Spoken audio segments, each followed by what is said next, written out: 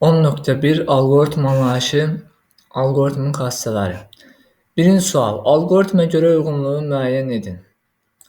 Təsvir üsulları. Təsvir üsulları qrafik, proqramlaşdırma dilləri, sözlə təsvirdir, psevdokoddur. Burada C ilə E, birə CE olanda A variantı.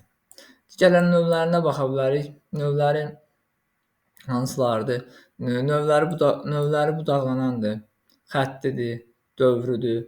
Xassələri müəyyənlik, diskretlik, nəticəvilik, kütləvilik. Burada da B ilə D-də 3 aid.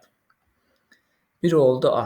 2. Alqoritmin sonlu addımlardan ibarət olması və nəticə ilə sona çatması alqoritmin hansı xassəsinə aiddir? 2-yə B nəticəvilik xassəsi.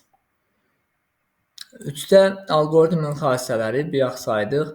Nəticəvilik, müəyyənlik, diskretlik və kütləvilikdir. 3-ə A variantı.